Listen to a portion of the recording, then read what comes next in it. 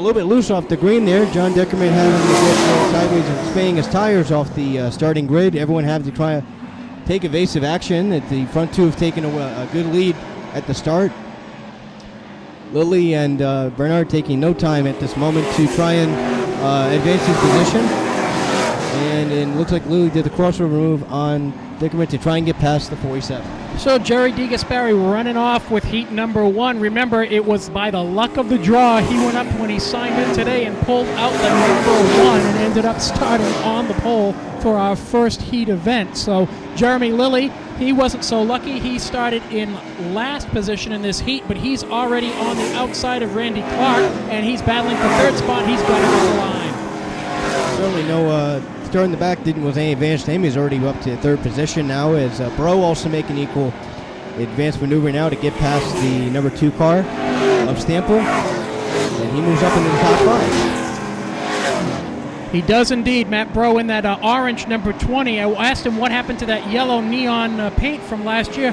He said that they actually have to use a white paint and then paint a green color on top of it to get that. So it's 2 different color paints to get that neon paint scheme, and a lot easier to go with the orange. So Matt has the orange and black color, and it's actually appropriate because he has a Halloween birthday. That's very true. They just got the cross flags at the line.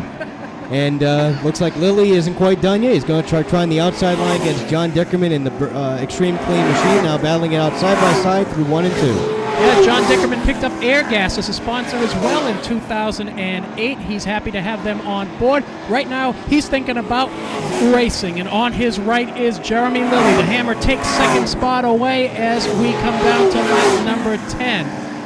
12 laps is the distance in these heat race events for the late model division, and extra distance for the feature in 2008, 5 extra laps. 30 laps is the distance in 2008.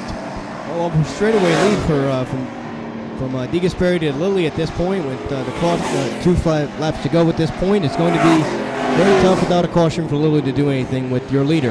But Bro isn't quite done. He's going to try and make the outside maneuver against Dickerman here as your reigning champion takes the white flag.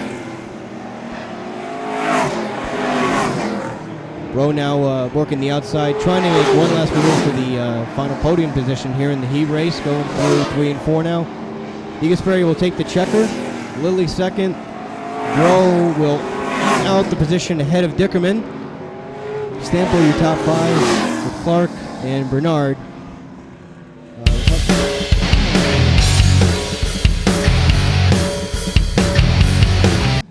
And rounding out the lineup here, Randy Burr from Middleborough in the J Corp Hank Zane's auto salvage machine. And Casper gets the green, and Angelone spins off a turn 4 frantic tires. And the 32 will also take advantage action with the spin by Randy Burr. Doesn't seem to be any damage on the number 1 of Mark Anzalone Jr. He is a frequent competitor on the American Canadian Tour. He raced with us at the DAV event in October. In fact, he finished so much. We knew Kyle had that talent, and it was just exciting to see him really flourish.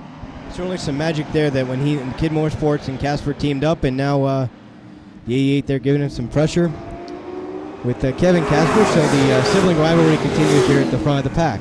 Nice to see the brothers running nose to tail. Kyle out front. The older brother, Kevin, is in second spot. Kyle's dad, Ken, a former champion at the Seekonk Speedway, he's spotting for him on radio today. Ray Lovelace, one of the rookies, up into third. Also, John Hannafin in the number 76. That's the former Robin Bergman, number 81. Mark Langlois goes around in turn number 3. The number 12 turns around, and that will put us under caution. So, caution coming out that time for the number 12 late model of Mark Langlois. And Mark from Seekonk, Massachusetts. He has 3 career wins. First one here back in the Formula 4s in 1995. He got his last win in 2000 in the street stocks. Won his street stocks between 1997 and 2002. Nearly won the championship in 2002. They had had a bright blue number 12 royal blue car, if I remember right. Here takes the green flag now. There's Casper leading the field. Lovelace and a host of rookies right behind him there. Looks like the outside groove. Kevin Casper is going to make an attempt at looking after Kyle, but not quite enough yet, so he settled back in line for second place. Ray Lovelace now getting some pressure on for third place now between Randy Burr and John Hannafin. Hannafin doing a nice job amongst the field of rookies here, moving up from the street stock class this season.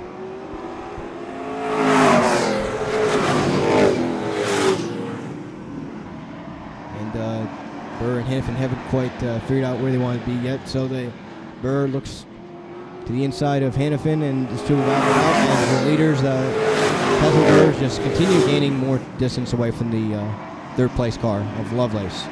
And now the halfway markers up, cross flags are down. Field takes the cross flags.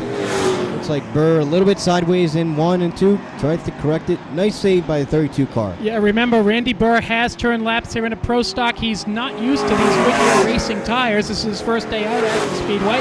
So that car seems to be a little loose. Looks like it really wants to turn left towards the grass, and he's doing his best to hang on to that and keep Mark Anzalone at bay. Flag now being put down for Mark Langlois. A little bit of fluid leaking from the number 12 machine for the rookie. Yep. Either some gas or some water coming out of the right rear. I assume that would be fuel, but Mark headed to the pit area with that fluid leak on the number 12. Meanwhile, it's Casper and Casper with 2 laps to go. Ray Lovelace is third, John Hannafin fourth. Burr, he's dirt tracking it up through 3 and 4, loses the spot to Anzalone. Hannafin also making life a little bit difficult for Lovelace now, and putting the bumper up against him now, trying to make the position for third place. As your leaders take the white flag.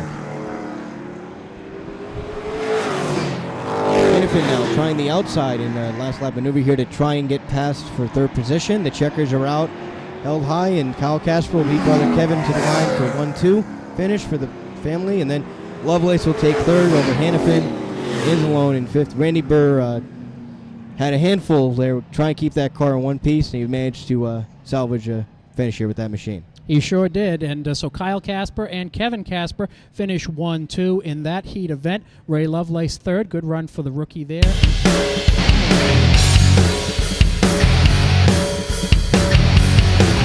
Green flag is down, and Burrow is back on the Burrow at the point, looks like Lilly trying to make the move on Lovelace off of turn 2. He succeeds with that, getting the Hummel Sports 2B Race Fabrication number 3 in the second place.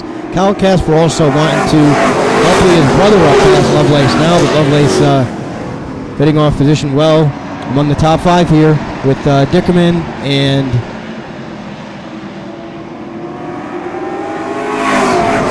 Kevin Casper and Ray Lovelace doing battle. Ray just a little squirrely. Remember, this is his first late model start. Actually, he did run one race last season, but is a rookie in the division. We got 3 wide further back now with Bill Bernard, the 2 of Denny Stamfel, the 93 of Randy Clark, and the 71 of Jerry, all involved in that. The mayor takes another spot away. He moves up through traffic nicely. Jeremy Lilly has found the second position. He's getting a little bit hairy further back, further forward rather, with Mark Anzalone and Hannafin now getting past Lovelace. That car continues to struggle, at least on the high side. And just can't miss the setup on that car possibly early on here, and hopefully they can recover with that.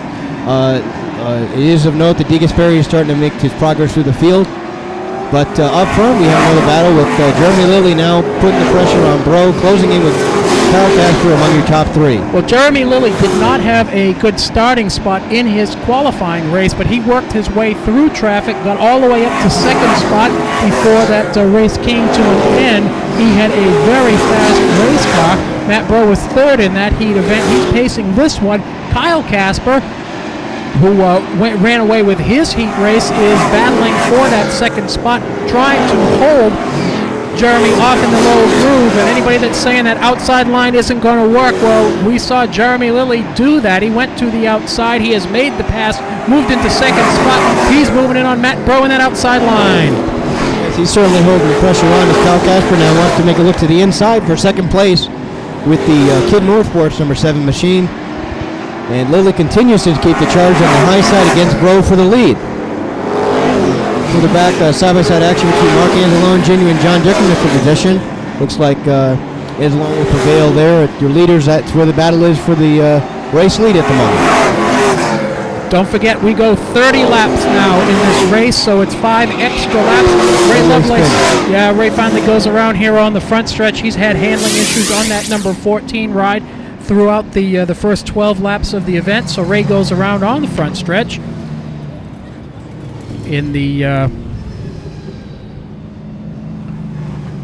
Marchetti's Restaurant, Gershoff Auto Body, Ray's Auto Care Express, Escort Limousine, Sunset Tint and Design, 2004 Chevy Monte Challenge. Moved on to the sport trucks, ran some races there, really came into his own racing against Freddie Estelle in some of those events. Now he's in the late model class. He's a previous race winner, and he's on the point. Also, he spins around the front straightaway on the restart, able to continue on with the number 80 Wellfleet Market. Number 80 is now Bro trying to fend off Lilly on the high side here. We'll touch a little bit on the front straightaway. Let's see who can prevail on this battle here. Is Kyle Casper, of course, waiting in the wings for any mistake by either of the front runners. Casper now trying to move inside of Lilly, but Lilly, of course, not having any of that. And Lift Cruise out of nowhere. Jerry DeGasperi up to challenge Kevin Casper from the back of the pack. This is going to get pretty interesting here, folks, to see how this unfolds the next few laps. It certainly is. You've got everybody all over Matt Bro. You've got Jeremy on the outside. You've got Kyle Casper behind him. You've got the 88 and the 71 side-by-side halfway this time by, and at the stripe. No change of lead that time, but here comes Jeremy in that high groove. Oh, he gets really high out of turn 2, has to back off a little bit. Kyle Casper has to hit the binders as well, while Jeremy gathers it up. Matt Bro will lead another circuit. Jerry DeGasperi, meanwhile, has moved into 4th spot as they cross the line. That time he was ahead of Casper, running with outside groove. Important to see how much of that bobble is going to cost Lilly. Will it even make a difference? As Kyle Casper now tries to look toward the inside of Bro for the lead. With Kevin Casper also there. We look at pushing it maybe 3 wide down the back straightaway here. Kyle Casper to the inside looking at Bro. Any mistake he's going to capitalize on with the Kid Morforth, number 7 at the line. New challenger for the lead with Kyle Casper against Matt Bro. Kyle Casper goes to the inside and takes the lead away from Matt Bro as 19 laps will go up on the scoreboard. You'll see that number 7 go to the top of the charts. Kyle Casper is your leader. Jeremy Lilly in that inside. They're going to try and freight train Bro back. He's got Jerry behind him giving him that push, but Matt hangs on to 2nd spot as they cross the line that time by. Certainly a lot of tight racing action there between your 2nd through 5th competitors. The other one giving an inch, 2 row deep. It looks like Lilly is slightly edging out Bro at the moment, but of course anything can happen. One of them get loose at the checkup, and we saw how hairy that made the situation only 1 moment ago, with Kevin Casper now making apply the pressure. And one of them gets a call from the flagman over the driving tactics a moment ago. 25-year-old Kyle Casper, 8 career wins. He started out in the Formula 4 class, moved to the sport trucks, was a champion in that division, moved to the late models, and struggled with a car that was, in his own words, it was outdated, it was slow. He has the class of the field right now. Goes around on turn 3. Matt Bro goes around. That'll put us under caution for the 3rd time in this event. Several cars involved in that one. Mark Anzalone spun to avoid, as well as Eddie Stample and Bill Bernard also having involvement in that altercation. And looks like a flat tire or some damage to the one. Safety lights out, green flag waves, and we're back underway. Yes, Kyle Casper gets the early advantage, with Kevin Casper looking to follow his burr through against Lilly and DeGasperi on the inside. 2 by 2, they're battling for the position. And let's see if the outside groove is going to have anything to do with it. Of course, you mentioned earlier outside passing, one of the key factors you want to see if that variable was going to come into play during the feature here tonight. Outside passing may come into play, but the fastest car belongs to the guy that has that inside lane, and when that's the case, ain't nobody going by him, and Kyle Casper has the fastest car right now in that number 7, the Somerset Federal Credit Union number 7 machine. The Kid Motorsports ride started 6th in this event, and he is on top of the field. Single file now as we go down the backstretch. 4 laps to go, this time by Kyle Casper, Jeremy Lilly, Kevin Casper with a little bobble off of turn 4. Here comes Jerry in that outside lane. Junior battling for the 3rd spot. Yes, let's see how that 3rd spot is able to work out here. 2 to go at the line here for Casper, Lilly, and your leaders. Let's see if Kevin Casper and Jerry prevail for that position. They're side by side through 1 and 2. Yurko getting good momentum on the high side. Let's see if he's able to complete that pass through 3 and 4 here. White flag for Kyle Casper at the line. Side by side, they're dead even for 3rd place between Kevin Casper and just very loose. Hussey able to save it on coming through for the checkered flag for the season opener. Kyle Casper takes the win. Jeremy Lilly, Jared Egasperry, Kevin Casper, John Dickerman, your top 5.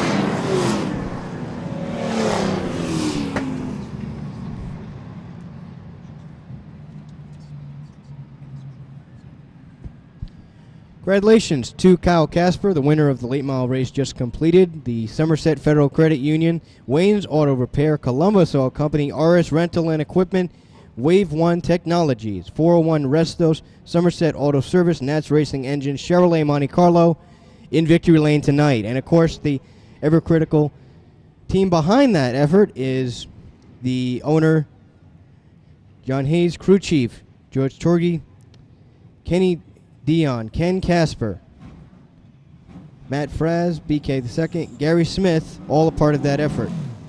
Of course, his daughter Kayla, 2 years old here in his occupation during the week.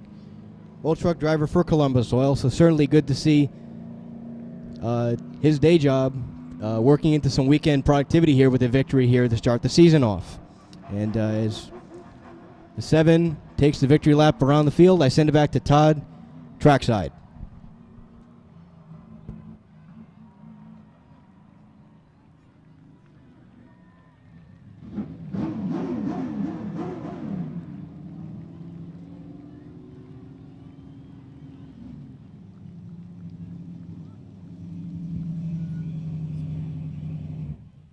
So 25-year-old Kyle Casper comes to victory lane for the 9th time in his Seekonk Speedway career and the 3rd time for Kid Motorsports in the Somerset Federal Credit Union number 7 machine.